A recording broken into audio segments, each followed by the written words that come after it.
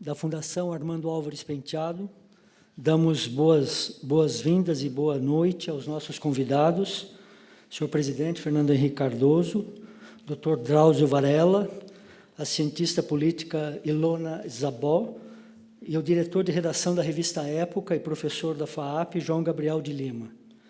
Boa noite e muito obrigado às autoridades aqui presentes, aos alunos, professores, ao público em geral, aqui no Teatro FAAP, e àqueles que nos assistem ao vivo agora, diretamente pela TV FAAP, pelo site da revista Época e pelo site do Dr. Drauzio Varela. O debate sobre drogas está cercado de desinformação e preconceito, e os efeitos provocados pelo comércio ilegal mundial dessas drogas proibidas ameaçam a democracia e afetam a realidade de cada um de nós, muito além do que podemos saber ou imaginar.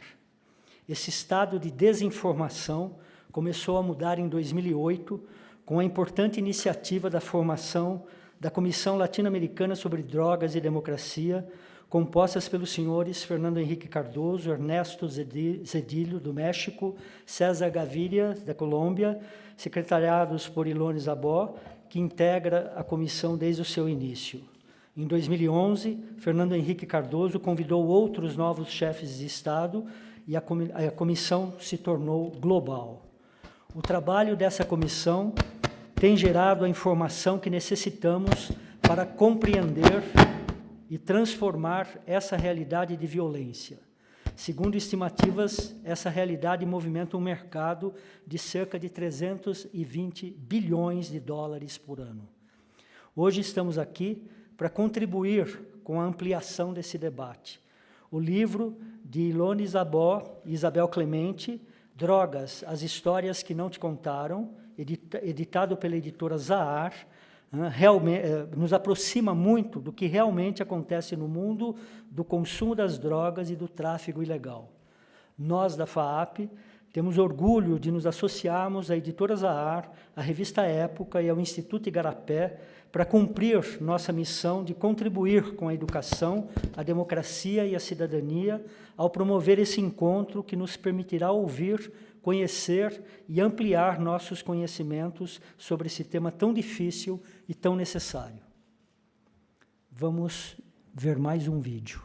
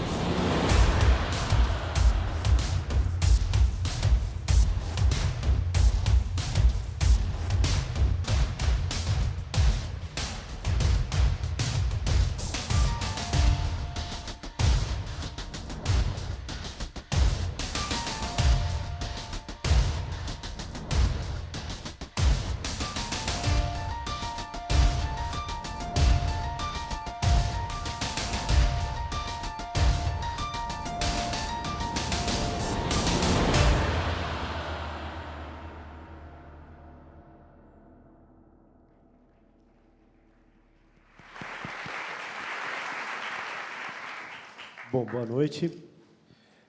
Esse é mais uma parceria entre a Época e a FAP, e agora estamos juntos também com a Editora Zahar. Muita gente aqui deve ter comparecido aos debates que a gente promoveu no ano passado na série Debates e Provocações. Inclusive, a Ilona esteve na Época e da FAP, mas esse não faz parte dessa série. Esse é um momento especial em que a gente acredita que o importante desses debates são principalmente duas coisas, né? Uma é colocar gente que pensa diferente para conversar. E, em geral, funciona. O senador Suplicy, que está aqui, veio num evento com o coronel José Vicente e foi muito interessante o acordo que eles chegaram no final do debate, né? Embora com pensamentos muito diferentes, né? Mas a outra coisa que é muito importante, como disse o professor Rubens, é combater a desinformação e o preconceito. Em temas espinhosos, a gente conseguir colocar fatos, colocar dados que nos ajudem a pensar e formar nossa opinião.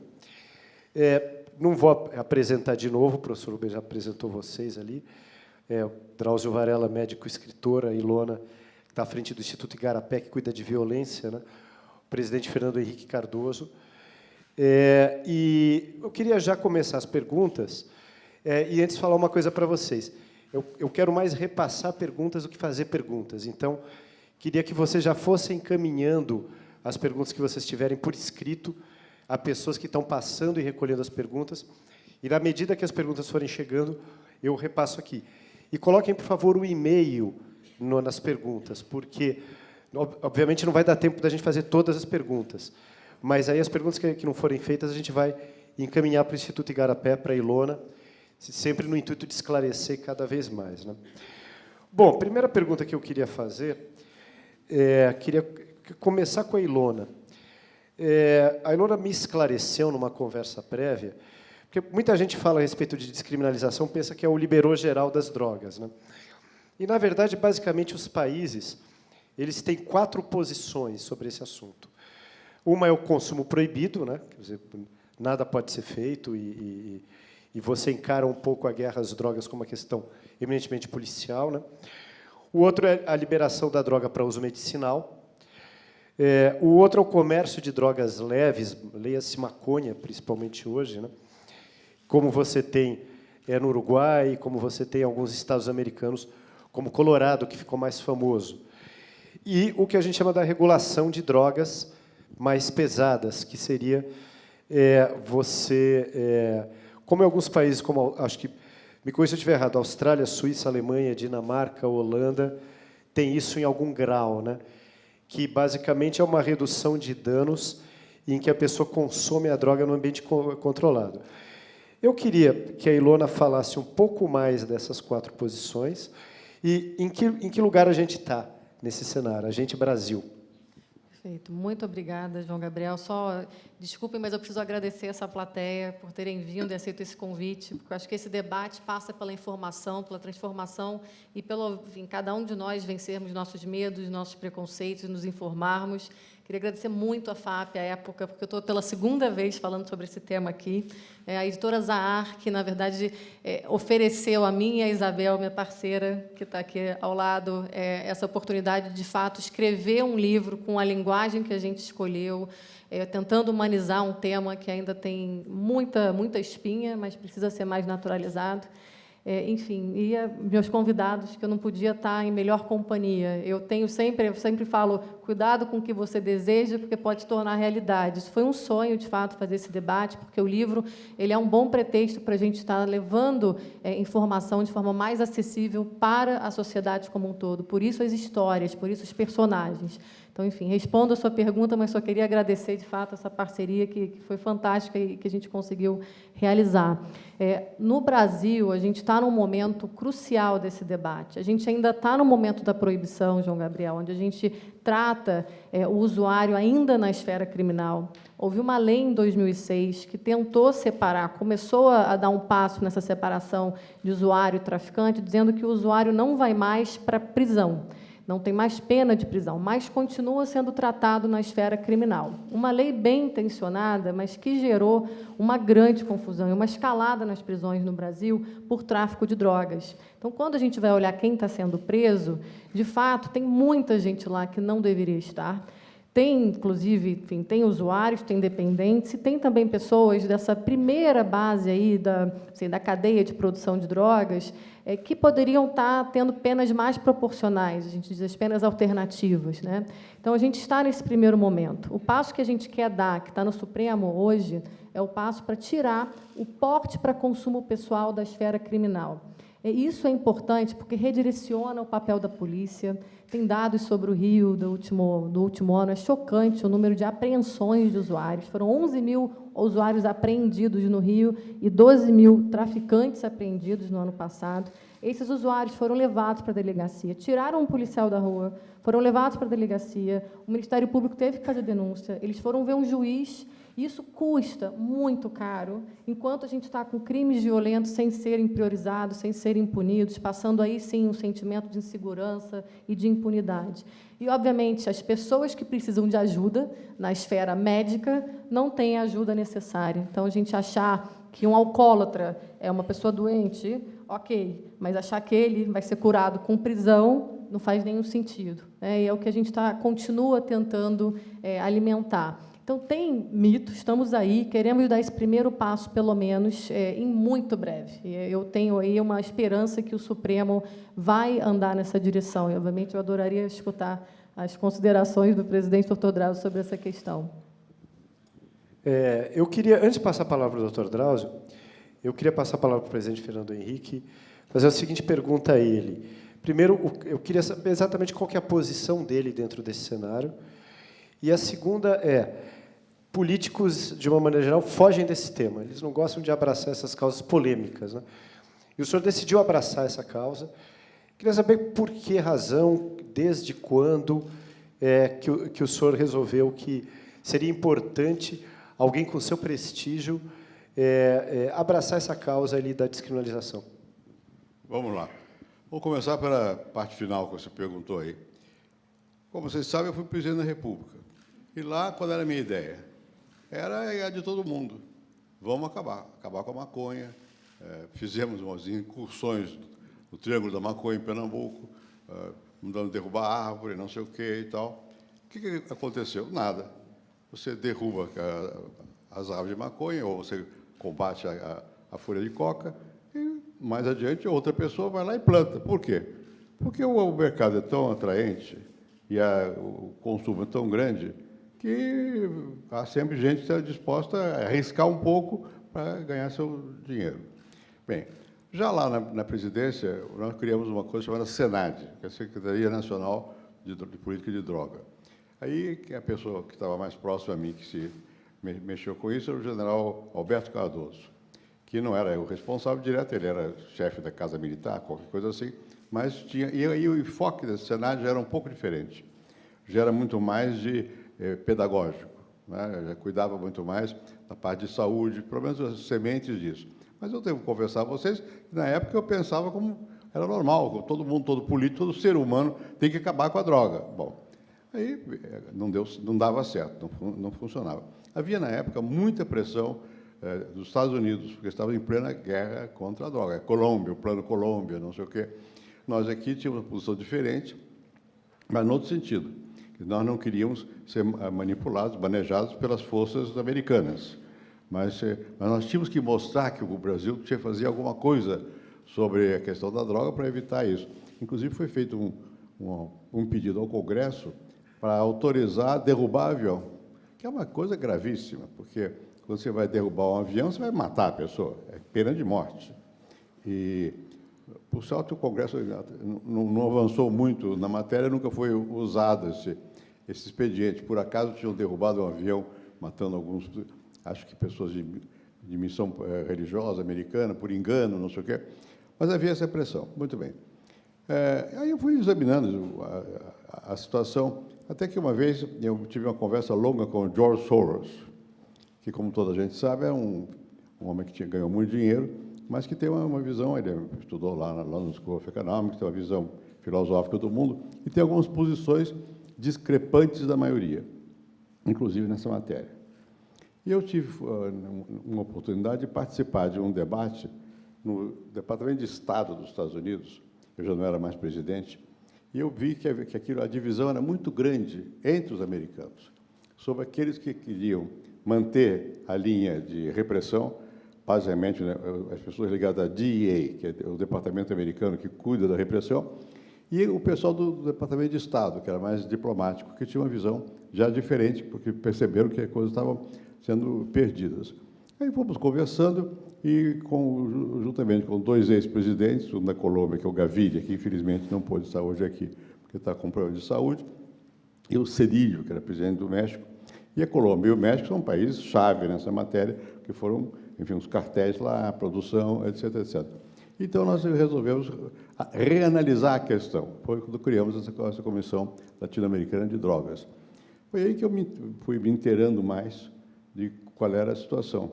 E a situação, a Ilona descreveu já aqui, eu não preciso estar repetindo, mas era óbvio, vou contar só um episódio. Uma vez na Colômbia, o presidente era o Uribe, que é bastante guerreiro, e eu tive contato com o... Primeiro eu cheguei na Colômbia e fiquei assustado, porque eu fui para um hotel e estava cercado de forças militares. E a razão foi saber o que era eu estava lá. O que é isso? Bom, porque a Colômbia era pesada, aquele negócio. Bem, mas a pessoa encarregada da repressão na Colômbia era o general Naranjo, que é um homem bastante lúcido nessa matéria. E ele disse, olha, nós estamos aqui, a Colômbia tem uma legislação muito efetiva, ela pode desapropriar os bens daqueles que traficaram com a droga, ela põe gente na cadeia, estava em plena repressão, e o general me disse, olha, só que é o seguinte, aqui nós estamos prendendo, matando, não sei o quê, não adianta, porque para cada um que morre, vem 2, porque é tão lucrativo. Então, nós dissemos, passamos a ver que era preciso inverter o paradigma. Em vez de reprimir, educar. Em vez de imaginar que você na cadeia cura no hospital. Ou nem isso, você educa as famílias, as questões e tal. Então, aí foi evoluindo. Eu também fui entendendo as questões e até chegar a fazer esse filme chamado Quebrando o Tabu, que mostra muito bem quais eram os problemas, também não preciso estar repetindo. Foi isso. Mas hoje o senhor defende o que exatamente nesse campo? Bom, é o seguinte, qual é a proposta nessa Comissão Global de Drogas, que é composta por gente vagarosa, Kofi Annan, aquele senhor rapaz que foi presidente do FED americano. Paul Volcker. Paul Volcker, que é mais velho que eu, imaginem vocês, tem mais de 90. E ele é ativo, ele vai lá, discute e tal. Qual é a posição? Olha, cada país tem suas peculiaridades. Uma coisa é Portugal, país de 15 milhões de habitantes. Outro é o Brasil, tem 200 e tantos. Outro é a Nigéria. Você tem que tomar uma receita. Agora, nós estamos propondo o seguinte, é preciso chegar a uma etapa em que se regulamente, não é questão de liberar, não é legalizar. Legalizar quer dizer você está livre. Não, não. Regulamentar o que pode, o que não pode, quando pode, em que condições pode. Não é? E isso foi um passo importante. E nós continuamos nessa luta pela regulamentação. A Ilona vai ter a oportunidade de falar mais sobre as etapas até chegar lá, mas, basicamente, o que nós estamos propondo não é a liberação. Agora, precisa descriminalizar. O que quer dizer isso? É não colocar como crime o usuário da droga. O traficante pode ser, mas o usuário não é crime. Ele tem que ser objeto de um cuidado de outra natureza, educacional, de saúde pública, mudar muito o ângulo. Então, você tem que descriminalizar e tem que avançar na regulamentação.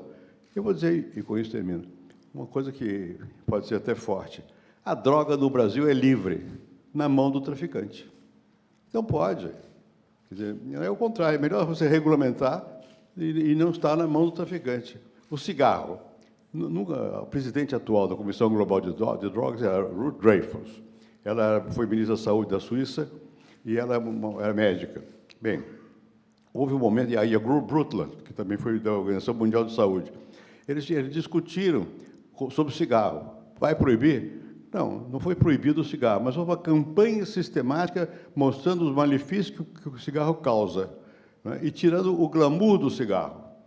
O cigarro, numa certa época da história, aparecia no filme, na televisão, os atores fumando, mulher fumando, era um símbolo da liberdade feminina.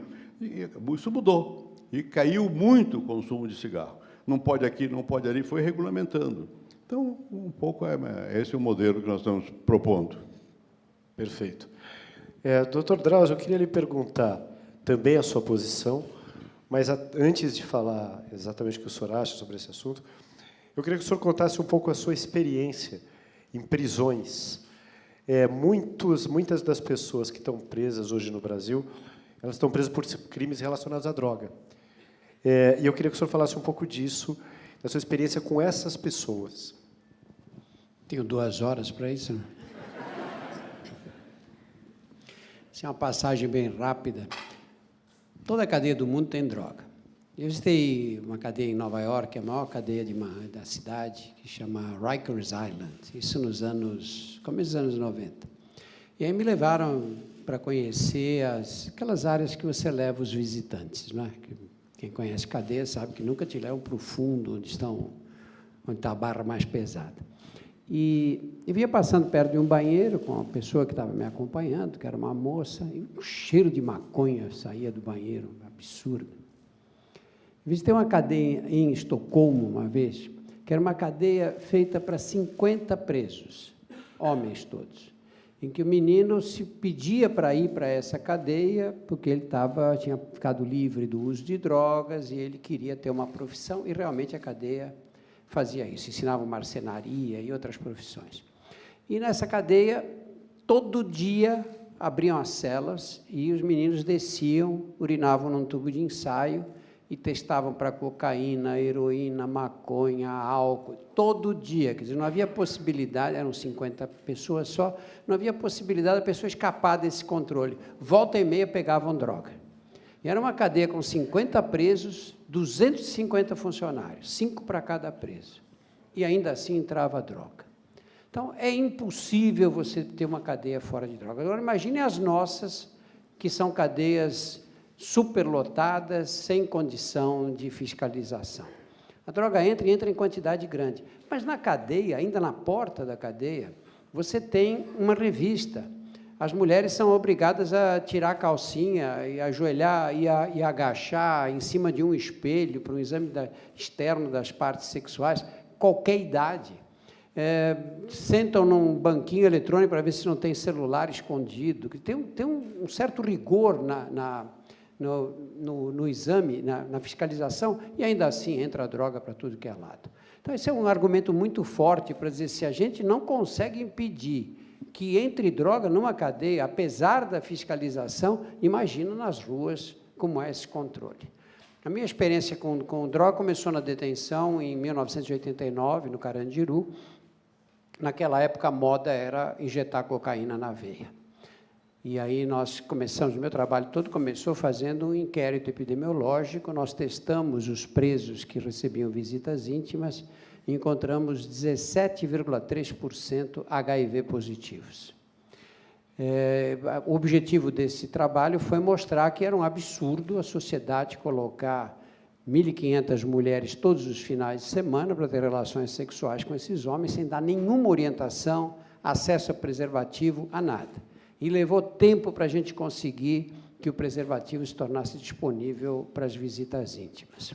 Em 1992, acabou cocaína injetável na detenção. Isso é uma campanha grande, com aulas no cinema, a gente reunia 400, 500 presos de cada vez num cinema antigo que havia lá, e aí essas aulas eram concorridíssimas, porque eu dava uma aula, passava um vídeo, respondia perguntas, e depois a gente passava um vídeo desses 8x para eles. Eu saía da sala e passava o vídeo. Só que não podia entrar só para ver o vídeo, era um pacote, tinha que passar pela aula antes. E tudo. Muito bem. E aí o crack chegou em 92, e o crack varreu a cocaína injetável do mapa. A cadeia inteira começou a fumar crack. Quando eu perguntava para um doente, você fuma crack? Ele dizia que não, eu achava que ele estava mentindo. E eu acho que acertei mais vezes do que errei. E o crack mudou transtornou a hierarquia, não é que ele modificou.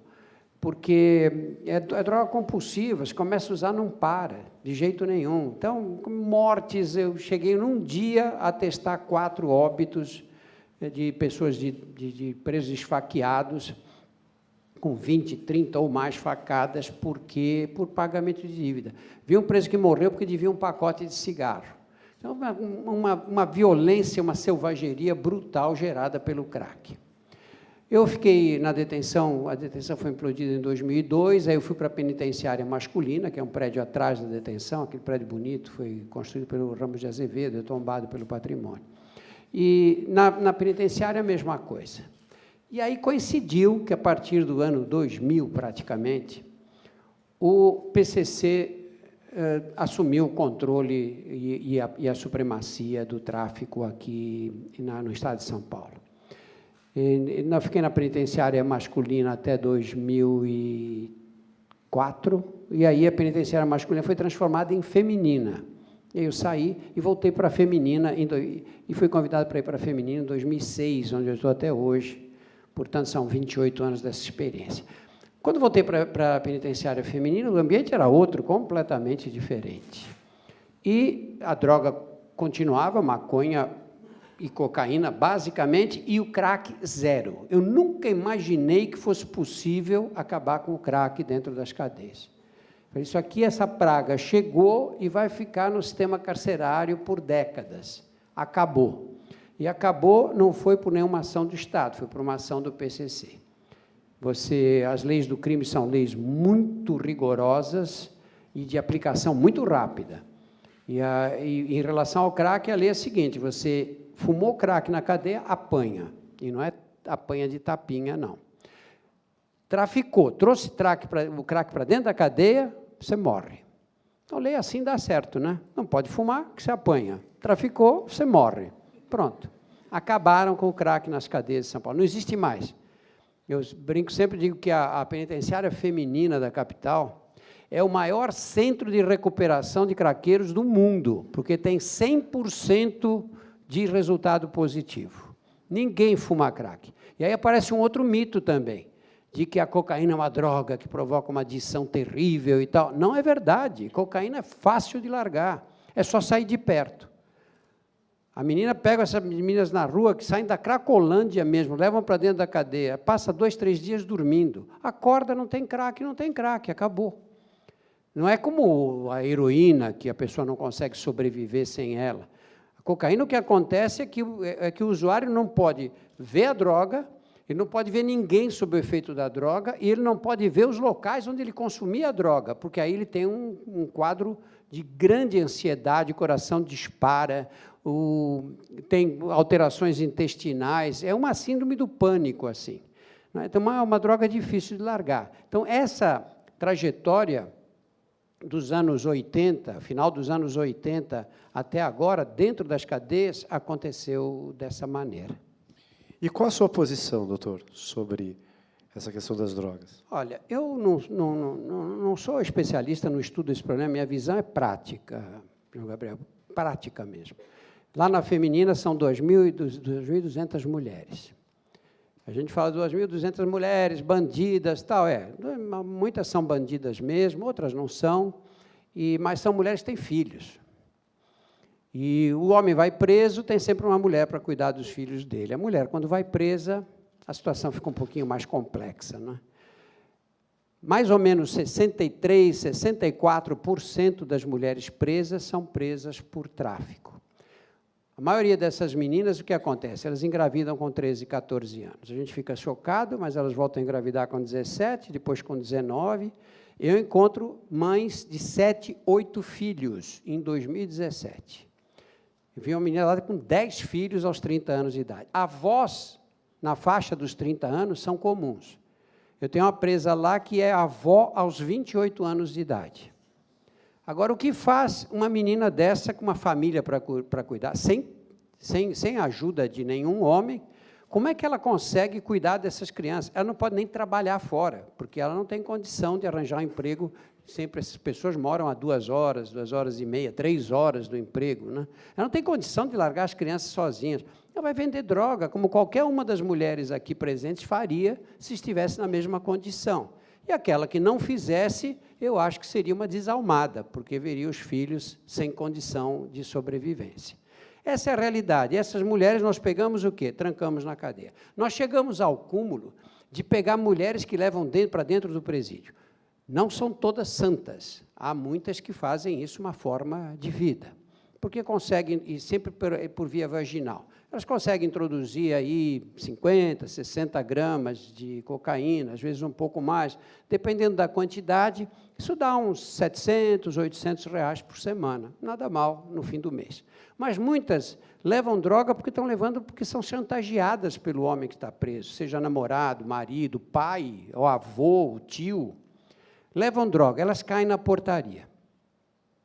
Você pergunta para elas qual é o preso não gosta de falar do crime cometido, eles falam do artigo, né? Falam, qual é o artigo? Seu artigo 33, portaria, elas falam. Ele caiu na portaria. Chega de lá, ela vai para a delegacia. É lavrado flagrante naquele momento. Ela já fica presa na delegacia, as crianças que foram largadas em casa, tem que dar um jeito. Elas são presas, daí lá vão para a penitenciária, o juiz dão 4 anos de cadeia. 4 anos de cadeia. Quanto cabe de cocaína na vagina de uma mulher? Que impacto tem isso no tráfico geral? Qual é a conclusão disso tudo? Em 1990, nós tínhamos 93 mil, em 1993, nós tínhamos 90 mil presos no Brasil. No Brasil. Nós temos hoje 622 mil presos. Nós aumentamos 700% a população carcerária. Melhorou 7 vezes a segurança nas cidades brasileiras? Quer dizer, nós trancamos essas pessoas lá e em condições absolutamente desumanas, e eles acabam se organizando e formando essas facções que a gente vê pelo Brasil inteiro. Nós estamos dando essa oportunidade da organização, do crime se organizar. É uma política insana. Olha, no estado de São Paulo, hoje, a gente vê essas imagens dos presos nas cadeias. É uma coisa horrível. Ninguém aqui tem ideia do que é você deitar numa cela, pegar essas celas desses CDPs, 1000 vezes estar preso no antigo Carandiru do que numa cela dessas. Você tem lá cama para 10 pessoas, tem 20, 25, os outros todos deitados no chão, um colado no outro. Isso é uma coisa absolutamente desumana. Mas está bom, tem que castigar, está certo. Só que eles se organizam. E, dessa forma, a prisão acaba fomentando o crime, porque um dia eles saem. Eles chamam as cadeias de faculdades. Não é à toa. Não é à toa que chamam de faculdades. Nós, no Brasil, hoje, no estado de São Paulo, para acabar com essa superlotação, nós teríamos que construir imediatamente 90 cadeias. Só para acabar com essa Os governos não fariam mais nada, né? Pois é, 90 cadeias para acabar com isso. E os que entram?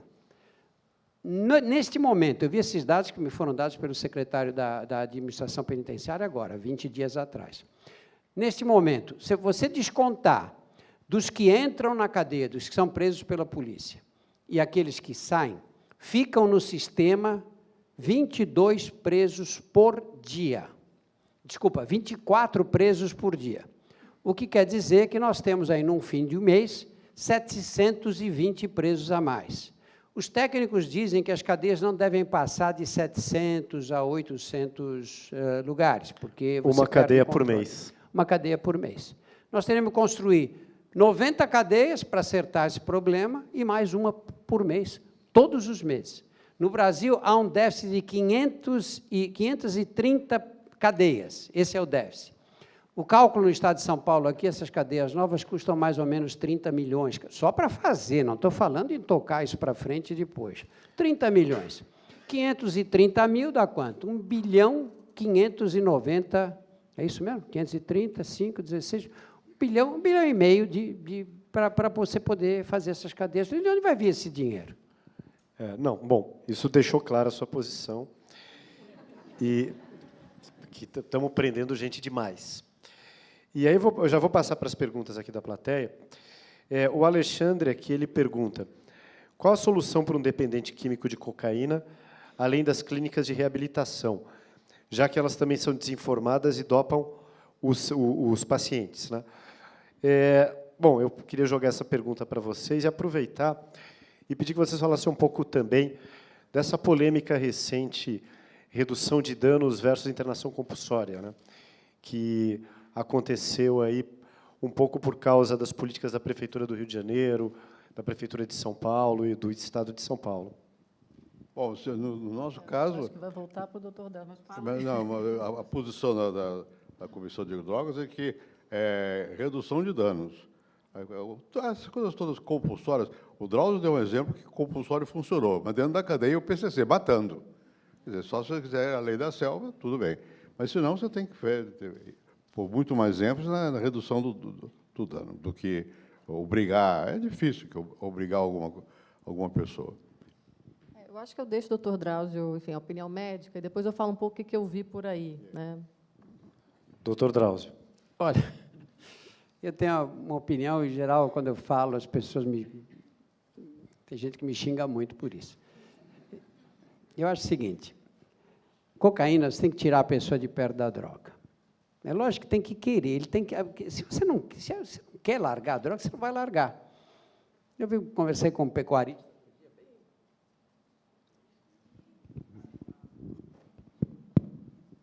Eu conversei com esse pecuarista, um senhor bem caipira, assim, desse. Ele disse, doutor, é o seguinte, o senhor tem que levar o cavalo até a beira do lago, mas ele tem que querer beber água, porque senão não adianta.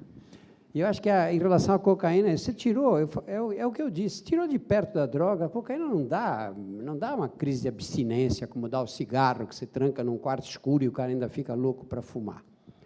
Em relação à redução de danos, eu comecei a fazer redução de danos quando eu nem sabia que isso era redução de danos. Pegava esses que fumavam crack na cadeia e falava, fuma maconha, porque você vai fumar maconha, você vai ficar mais calmo. E funciona. Funciona, posso garantir para você que a minha experiência não é pequena, é uma experiência muito grande. O cara começava a fumar maconha, tudo bem, que fumava o dia inteiro, tinha uns que faziam um charuto de manhã e ficava fumando. Você não podia passar na galeria, que você já entrava no barato. Mas melhor isso do que fumar crack. Em relação a... Então, sou totalmente a favor, acho que a única saída é a redução de danos, nem se trata de estar a favor ou contra. Mas, eu tenho um hábito de correr, eu sou corredor e corro pela cidade. E eu corro para o centro da cidade de São Paulo, no domingo, e passo na Cracolândia, não é que eu passo perto, passo no meio da Cracolândia. Você vê umas pessoas ali que estão num estado tão miserável de saúde, que não dá nem para conversar, uma gente caída, magros, e, sabe, caquéticos. Essas pessoas têm que ser internadas. Eu não consigo me convencer de que nós temos que ouvir a opinião, ver se ele está de acordo com a internação. Não, eu acho que nós temos que estabelecer critérios, fazer um algoritmo. Quais são os critérios em que, a partir daqui, a chance de morrer de complicações é tão grande, que o Estado não pode se omitir, que o Estado tem que tirar essa pessoa desse local, levar para uma clínica. Não vai resolver o problema, mas ele vai sair de lá 6 meses mais gordinho, vai se aguentar um pouco melhor. Eles ganham 10, 15 quilos nesse tempo. Vai sair bem alimentado, bem nutrido, tendo dormido. Aí tem que ter um acompanhamento ambulatorial. E aí o que dizem as pessoas? Mas... ele ficou lá 6 meses, depois de mais 2 meses, estava fumando crack. Tá bom. 8 meses de remissão completa, maravilhoso. Eu sou oncologista, eu pego um doente incurável, dou um remédio para esse doente, faço quimioterapia, não sei, ele fica 8 meses em remissão completa, é um resultado maravilhoso. Só que com a droga a gente acha que não. Mas a doença é recidivante, isso é característica da doença. Então, eu acho que nesses casos, em que a vida fica ameaçada, em que você passa no meio da Cracolândia, é um festival de tosse. Ali, certamente, tem vários casos de tuberculose, gente jogada ali no meio, transmitindo tuberculose para os outros. Eu acho que nós teríamos que estabelecer um algoritmo e dizer, olha, chegou nesta situação, tem que internar compulsoriamente. Ilona, eu queria também te pedir, você vai fazer suas considerações, se você podia explicar direito a diferença entre redução de danos e internação compulsória. O Dr. Drauzio deu um exemplo prático, esse da maconha, né? Mas o que significa isso tecnicamente exatamente? Sim, reduzir danos, na verdade, enfim, um conceito amplo, que começou por conta mesmo de HIV, troca de seringa. Você, não, na verdade, não queria que as pessoas usassem a mesma seringa para não passar doenças transmissíveis, né? A HIV foi, de fato, o que impulsionou essa questão de redução de danos. Hoje, quando a gente fala em redução de danos, a gente fala também na questão de reduzir danos sociais, da violência, e aí tem uma série de outras medidas, como diminuir repressão, enfim, aí ganhou o conceito saiu só da área médica. No crack, tem desde trocar o cachimbo a ter salas de consumo, que é uma discussão também que a gente precisa avançar aqui, quer dizer, sai da cena aberta, cria espaços seguros de uso, como é com a heroína em vários países do mundo. O que a gente olha, eu acho que olhando, de fato, vários lugares, doutor Drauzio, e até a experiência brasileira, esse debate redução de danos e internação, o doutor Drauzio é médico, acho que a vida, né, se alguém, de fato, está ali com a vida ameaçada por um tris, uma internação, uma desintoxicação, enfim, a gente quer que aquela pessoa sobreviva. O que a gente está vendo politicamente no Brasil é uma disputa um pouco mais ideológica, que, na verdade, assim, isso já vem, não é de hoje, né, a gente tem aí alguns anos nessa disputa, que é também querer que seja ou uma coisa ou outra. É a gente não olhar a particularidade de cada indivíduo. É dizer, bom, para alguns, um tratamento de desintoxicação, e vai ficar lá, ele pede, quero ficar 6 meses numa comunidade terapêutica, mas ele quer isso também, muita gente quer, na verdade, né? Outros não. E outros dizem, eu preciso ficar perto da minha família, eu preciso estar com esses laços, eu preciso estar, enfim, tentando voltar ao trabalho, e com sucessos e derrotas. O que eu acho que não pode, no Brasil, é a gente achar que todo mundo vai responder da mesma forma. Então, quando a Comissão Global fala sobre esse tema, e o que a gente viu de mais bem-sucedido são os tratamentos individualizados. E a rede pública de saúde no Brasil, a gente teve experiências como São Bernardo do Campo, que tinha ali, desde o consultório de rua, o CAPS, que é esse equipamento público, que é o Centro de Atenção para Álcool e Drogas, o médico da família, o agente de saúde, todos eles conseguindo dialogar com a questão da dependência e podendo levar o paciente de uma etapa para outra. Precisava parar no hospital, ia para um hospital. Tinha que curar uma tuberculose, cura a tuberculose. Mas, enfim, sem achar que uma resposta vai dar conta, né, de cada, enfim, de todos. Então, acho que tem que ter, sim, priorizar, sem dúvida, a redução de danos, porque é mais barato, é mais humano. E o caminho que, pelo menos, eu acompanhei, né, das pessoas que eu cruzei aí em toda essa jornada de aprendizado com o presidente Fernando Henrique, é que passa, de fato, por um autoconhecimento, uma alta confiança. As pessoas que estão dependentes de drogas, elas precisam se reencontrar, e a gente tem que respeitar um tempo. Você pode apoiar, mas elas têm que querer. E esse querer, muitas vezes, passa por períodos muito difíceis para uma família. E agora, o apoio, o amor e a confiança de que vai dar certo, eu acho que não tem preço. É o que se prova, na verdade, no longo prazo, essa pessoa poder voltar a ser funcional. Às vezes, ela não vai deixar de usar droga. Então, isso é um mito também. Eu conheci usuários de heroína que, por 25 anos, usavam droga numa sala de consumo em Genebra e trabalhavam. Eles iam, enfim, chegaram num nível que a dependência química não tinha nenhum barato, era simplesmente químico. Ele ia lá, injetava, era todo picado, ia trabalhar e voltava. Enfim, era uma pessoa funcional, não estava causando dano à sociedade, causava o dano a ele, mas estava ali, enfim, dentro das condições que ele podia.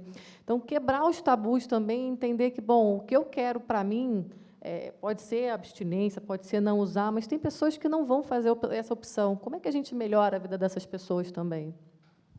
Certo. Quer fazer uma... Uma pequena observação sobre essa questão de redução do dano.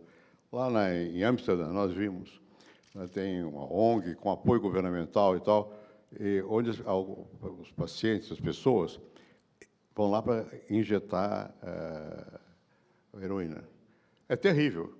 Agora, por que é isso? Porque, se não for sob controle dessa ONG ou com a benedição do governo, o que acontece? Vai injetar heroína na rua e vai pegar uma agulha qualquer, vai piorar a situação. Em Portugal, nós fomos também, eu vi lá, hospitais, fomos até com a pessoa encarregada, era o doutor Gulão, não sei se é o nome dele, da questão de drogas em Portugal, hospitais ou enfermarias, onde as pessoas tomavam metadona, que era para substituir a heroína, né? Bom, é claro que isso tudo é uma experiência chocante, mas você entende a razão. é melhor ele tomar metadona do que heroína. É melhor que ele vai injetar a heroína num local controlado, onde evita a overdose, essa coisa toda, do que na rua e tal. Então, tudo isso é muito doloroso de assistir, mas precisa ter racionalidade, tem que entender que é isso. Agora, isso não resolve, não é uma solução, não é uma receita. Cada país tem suas peculiaridades e você precisa de conjunto de políticas, mas tem que ter uma política pública que oriente tudo isso, para você poder realmente chegar a algum resultado, né? Eu aprendi em Portugal também que a distinção que nós fazemos frequentemente entre droga leve e droga pesada é equívoca. Os portugueses tomaram a decisão para todas as drogas, leve ou pesada. Por quê? Porque a droga leve, tomada todo dia, é um dano tremendo. Como álcool. Todo dia toma álcool, faz mal, vai ter cirrose. Maconha, acorda com maconha, dorme com maconha, vai ficar ruim. Não é? Uma droga mais pesada, eventual, o dano é muito menor. Então, é preciso quebrar tabu, é preciso entender a condição humana e respeitar, como você disse, cada um, mas tem que ter uma política pública. A política pública, a meu ver, tem que ser de tentar reduzir o dano. Certo. Aqui tem uma pergunta do Davi Marques. Quais os principais impactos do exemplo da política das Filipinas de tolerância zero com execuções de dependentes no debate internacional e no Brasil? É o que não fazer. Eu acho que essa questão das Filipinas veio muito forte, porque vem num momento também que o Ocidente, né, vamos dizer, todo o lado de cá, estava discutindo, de fato, o fim do consenso. A gente conseguiu quebrar na Assembleia Geral Especial da ONU sobre drogas, que depois de 18 anos aconteceu no ano passado, a gente conseguiu quebrar o consenso de que guerra às drogas era o caminho. Houve muito debate, muita discussão, vários presidentes falando em tribuna sobre isso. Nosso principal, enfim, champion do fim da guerra às drogas é o próprio presidente Santos da Colômbia. E o presidente Duterte das Filipinas vem na contramão disso tudo, dizendo: eu sou o xerife e vou resolver a minha moda. A gente, no Instituto Igarapé, inclusive, apoiou o presidente César Gaviria para fazer um depoimento de presidente para presidente. Enfim, fizemos um artigo do presidente Gaviria para o presidente Duterte, que está no New York Times, vale a pena ser lido, que gerou um debate internacional incrível, milhares de replicação, respostas, obviamente, primeiramente negativa do Duterte, positiva do porta-voz, depois muito positiva de políticos das Filipinas, da população. A gente foi procurado por cadeias de hotéis, dizendo: eu vou desinvestir das Filipinas. E o nosso diretor de pesquisa, que está aqui também, escreveu um artigo e ganhou assim, milhões de respostas positivas. É o que mostra também que, quando a gente insiste nos erros hoje, por conta do mundo globalizado, tem impactos. As Filipinas podem sofrer impactos econômicos sérios por conta dessa política. Então, é o que não fazer. Tem uma pergunta aqui para Ilona e Fernando Henrique Cardoso. Uma solução apontada, é uma pergunta da Harumi Visconti. Uma solução apontada por especialistas para diferenciar usuário e traficante é a adoção de critérios objetivos de quantidade. Considerando, sobretudo, a atuação da polícia no Brasil, como vocês veem essa questão? Coloco para a mesa inteira. O doutor Drauzio Varela conhece muito bem também esse ambiente.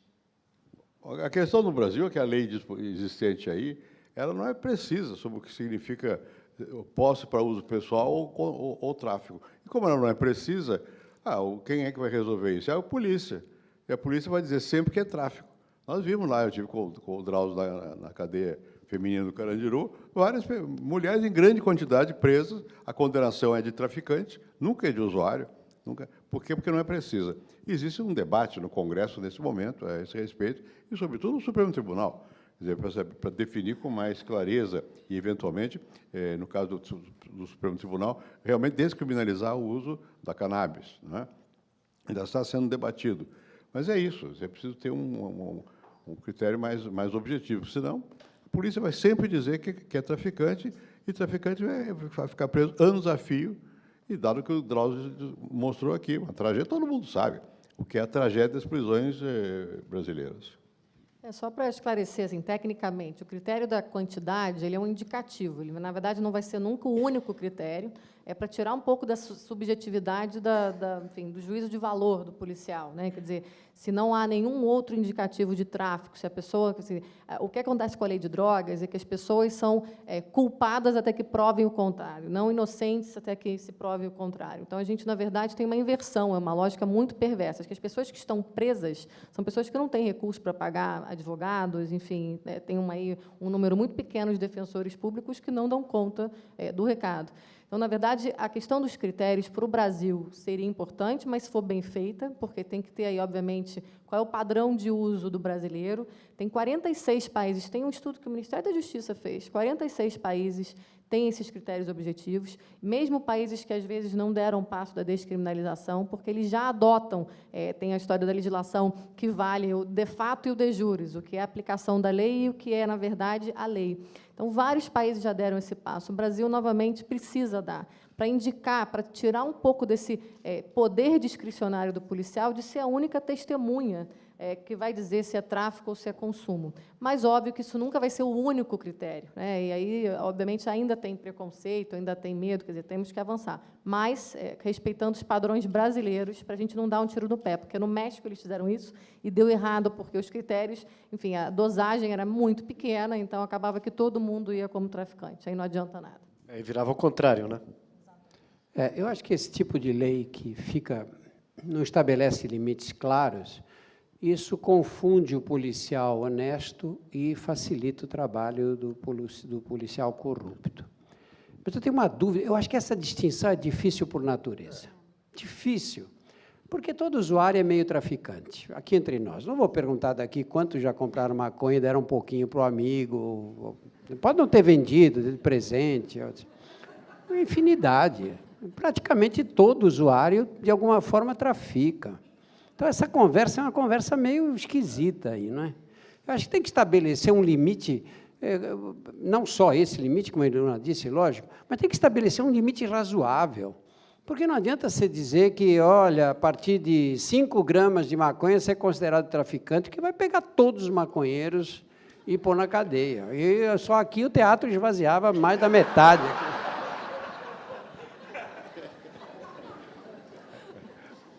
Bom, Quebrando o tabu, né, doutor Drauzio?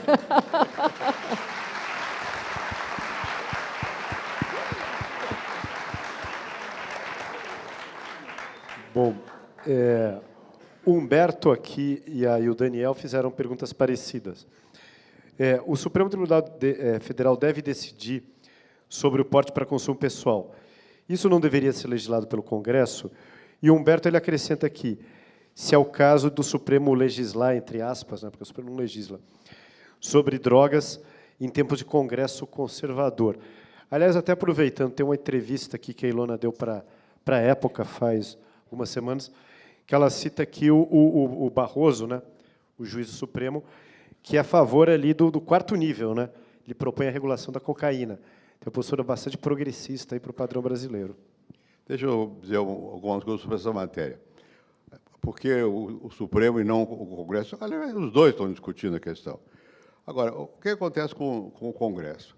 Há o pressuposto, que pode ser falso, de que o povo é conservador. Então, o povo não aceita, nem que se fale de droga, quanto mais que vá regulamentar. Então, a posição em geral do Congresso é mais reticente nessa matéria. Mas há exceções, há vários deputados, aquele rapaz Paulo Teixeira, mas há vários que discutem mais abertamente, e uma das razões pelas quais nós, que fomos presidentes e ex-presidentes, estamos falando, é por isso, é para dizer, olha, dá para discutir, vamos enfrentar a questão abertamente. Agora, o Supremo, como não tem que responder a questões eleitorais, pode, às vezes, mais facilmente tomar decisões que são controversas. Aí a pergunta sobre se o Supremo está legislando. Acontece que na Constituição que nós fizemos em 88, nós abrimos uma válvula para o Supremo, porque nós dissemos o seguinte, há um mandato de injunção, se chama assim. O que é isso? Quando o Congresso não legisla, aí o juiz pode legislar, o Supremo pode legislar, não é indevido. É claro que o caso é excepcional. Como o Congresso não foi claro nessa matéria, tem sido tão renitente em enfrentar, é possível que o Supremo faça um corte, tenha um atalho aí. Então, não acho que seja surpreendente, E acho que é bom que se atue nos vários setores. E o fundamental é na sociedade, são as pessoas, é a família, as agências de trabalho, enfim, a mídia. Vai ter que haver o debate aberto na sociedade, porque isso influencia o Congresso. O Congresso não vai nunca sair à frente daquilo que as pessoas querem, ele vai mais ou menos acompanhando o que as pessoas querem. Então, nós estamos sentindo no Brasil que há uma certa evolução na sociedade, nós precisamos aprofundar essa evolução. Havendo essa evolução, aí você abre espaço para uma decisão mais racional, não é uma decisão a favor ou contra. Eu repeti aqui, todas as drogas fazem mal, tem que ter regulamentação, tem que ter campanha, tem que ter educação. Agora, não adianta simplesmente o proibicionismo, porque ele não vai funcionar. O Drauzio disse uma coisa que eu fiquei muito impressionado com um ex-presidiário americano, que disse, olha, no lugar que ele estava preso, esqueci o nome da cadeia, uma cadeia... Qual? Sim, sim. E uma cadeia importante nos Estados Unidos. Se lá tem droga, onde é que não vai ter? Está tudo proibido, mas está usando a droga. É o que eu disse aqui, está livre na mão do bandido. É preciso acabar com essa situação. Tem uma pergunta aqui do Ivo Perelman. Queria saber se, mais provavelmente a Ilona ou o Dr. Drauzio têm dados sobre isso. Como se distribui nas diferentes classes sociais o uso recreativo de drogas? Olha, amanhã a gente vai estar com o maior pesquisador, enfim, na verdade é o coordenador das pesquisas nacionais sobre crack e sobre uso de drogas, que não é feita desde 2005. Tem uma pesquisa pronta, que eu peço aqui para o nosso Ministério da Justiça lançar, porque está lá, e ele já tem esses dados, só que eles não são públicos. Tá? Então, tem 10 anos, ou mais, na verdade, 12 anos, que a gente não olha a população do Brasil como um todo. Então, eu aguardaria esses dados. O que a gente tem de pesquisas menores e até enfim, qualitativas é que, de fato, o consumo tem aumentado em todas as classes sociais. E a gente vai comprovar ou não, mas também não é epidêmico, como também, enfim, ele me disse que não é, não pode me passar os dados, mas eu perguntei, somos o maior consumidor de cocaína e crack, é essa epidemia, enfim, acho que tampouco é isso aí, né? Mas os dados vão ser públicos muito em breve, a gente tem que aí pedir só que seja mais rápido do que está sendo essa aprovação lá em Brasília. Eu mando para vocês depois, porque quem está me mandando aqui, a gente vai estar... Eu passo para a FAP também essa pesquisa para circular entre os interessados. A Priscila pergunta o seguinte: por que não a liberação total de todas as drogas e deixá-las à mercê da autorregulação dos usuários, como fazemos com álcool? Que medo, hein? Tá louco. Não sei, eu acho que pior do que está, não fica. Não fica. Alguém já falou isso, né? Já ouvi em algum lugar. Né? Não fica pior do que isso. Fica. Se você, na verdade, se esvaziar as cadeias, também não fica pior do que está agora. Não fica. Você, sabe, liberar todas... Eu acho que você não pode dar passos descontrolados, sabe? Essa situação é uma situação complexa, que você tem que analisar. Primeiro, eu acho que você não pode tratar as drogas. As pessoas falam drogas. Uma coisa é maconha, outra coisa é cocaína, outra coisa é heroína. Todas elas têm uma farmacodinâmica completamente diferente, uma capacidade de produzir dependência que é diferente umas das outras. Algumas são muito mais compulsivas, porque são drogas, em geral, eliminadas rapidamente, que causam compulsão. O cigarro é típico. Outras drogas, como a maconha, ficam no corpo durante muito tempo, fica mais fácil de você não tem aquela fissura, aquele desespero para fumar. Enfim, não dá para tratar todas do mesmo jeito. Eu acho que uma postura prudente seria o quê? Começar pela maconha. Por que começar pela maconha? Porque é a droga mais usada de todas. É uma droga responsável por mais ou menos 50% do income, como se diz? Do dinheiro que o tráfico arrecada, metade é arrecadada com a venda de maconha. Então, se você tira essa arma do tráfico, isso tem um impacto econômico importante. Mas não é simples como as pessoas falam. Quando vejo os meninos fazendo passeata, legalização da maconha, não é tão simples assim. Como é que você faz? Você deixa os traficantes venderem maconha? Ou então é o Estado que vai ter um monopólio, vamos criar a maconha Brás no Brasil? É o Estado que planta maconha, é o Estado que distribui. Maconha Brás. Maconha Brás. Você... Existe um boletim com esse nome já de uma turma aqui de São Paulo. É? É complicado. Se você, então, assume o controle, vai vender barato, muito barato, você estimula o uso. Vai vender muito caro, você não acaba com o tráfico. Por exemplo, no Colorado, eles puseram impostos, vende a $15 o grama de maconha. $15. Washington taxou muito mais pesado, vende a 25. Washington arrecada menos do que o Colorado arrecada, porque o Washington não consegue, o cara vai comprar do traficante em vez de comprar do oficial. O traficante, eles vendem, o traficante vende no Colorado a $10, $12 o grama. E aí você prefere pagar 15 uma maconha de qualidade melhor. Então, é muito complexo isso, não é uma coisa simples, falar, libera e acabou. Não é libera e acabou, tem que estabelecer regras. Pode fumar na rua? O menino vai poder fumar antes de entrar na sala de aula? Vai poder fumar nas festas? Como é que você organiza isso? Não é? É possível, não digo que não. Nós fumamos no Brasil, o Brasil hoje tem 10,8% de fumantes acima de 5 anos de idade. Os Estados Unidos têm 15%. Nós fumamos menos do que nos Estados Unidos. Fumamos menos do que todos os países europeus. O único que fumava menos do que nós era a Suécia. A Suécia era 12%. Caiu um pouquinho lá agora, 11 e pouco por cento. A gente fuma menos do que os suecos. O que foi isso? Estabelecer regras, a televisão falando, ensinando as crianças nas escolas que vão brigar com os pais, fazer os pais pararem de fumar. Quer dizer, é esse processo que tem que ser criado, porque sem ele nós ficamos nessa coisa horrível que nós vivemos hoje. Né? Eu acho que o professor Dr. Drauzio falou uma coisa muito importante. É um processo. Aí é o slogan, libera a maconha, libera tudo que é droga. É slogan, não é processo. O processo tem que ir paulatinamente convencendo e vendo o efeito. Nós vamos ver o que vai acontecer no Uruguai, que tomou uma decisão corajosa. Como é que vai ser a produção? Vai funcionar? Não vai funcionar? Eu acho que nós temos que ir com cuidado, passo a passo. Não é uma política pública, não é uma decisão individual. Em certos países, por exemplo, na Holanda, por causa da cultura deles lá, tudo é responsabilidade pessoal. Então, você dá liberdade, você faz o que você quer. Quer se matar, se mata.